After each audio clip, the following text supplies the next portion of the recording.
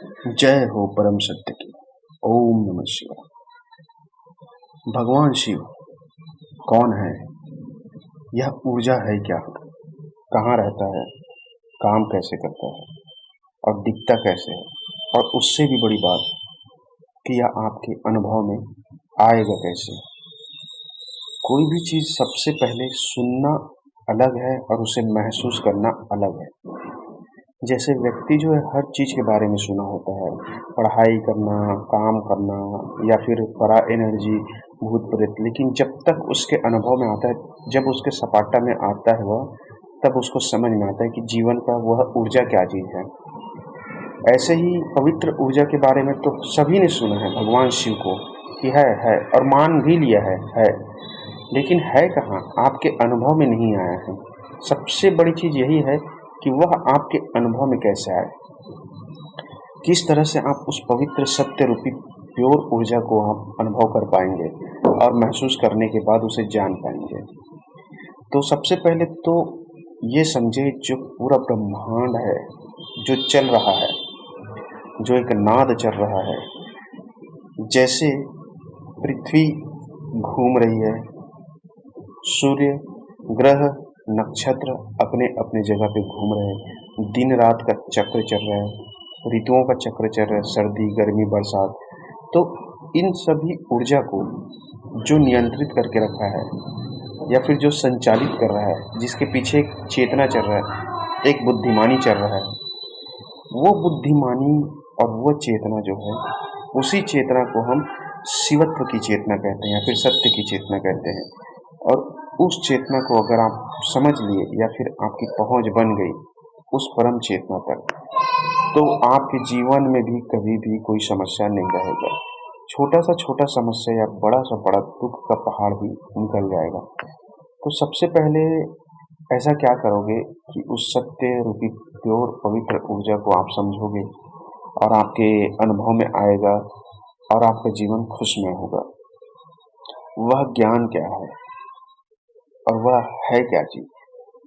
तो भगवान शिव जो है कोई एक पर्टिकुलर जगह पे रहने वाला व्यक्ति नहीं है।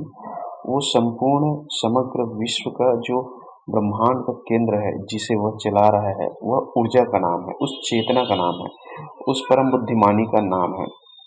जब व्यक्ति साधना करते करते एक समय बाद एक सर्वोच्च स्थिति में पहुंच जाता है, जब उसके में और भगवान शिव के में कोई भेद नहीं रहता, अर्थात वह संपूर्ण रूप से ही शिव स्वरूप, सत्य स्वरूप हो जाता है, तब भगवान मनुष्य रूप में, अर्थात यह जो ऊर्जा है वही मनुष्य रूप में उसके समक्ष आता है और सिर्फ उसी व्यक्ति को दिखता है और उसके साथ रहता भी है।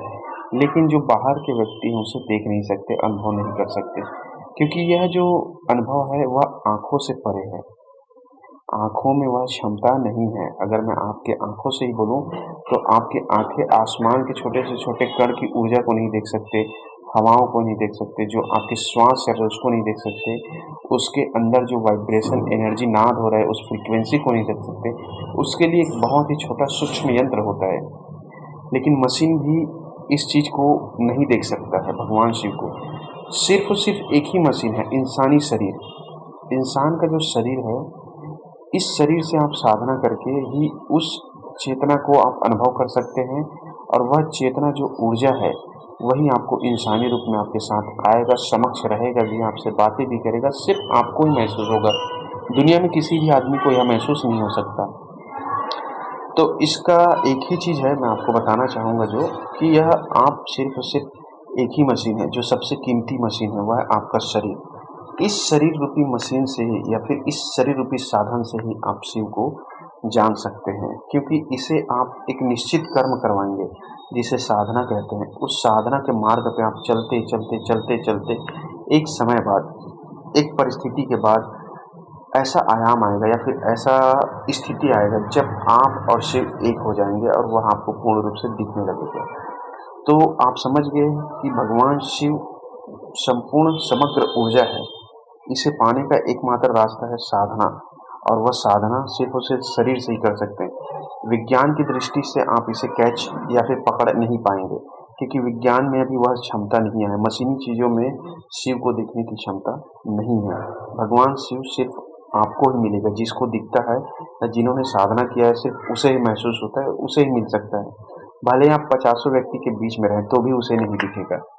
आपको वह सिर्फ़ एक ही जने को दिखता है जो साधक होता है, जिन्होंने साधना के मार्ग में अपने आप को चलाया है और उसे जागृत किया है, उसे प्राप्त किया है। तो यह है संपूर्ण शिव का ज्ञान।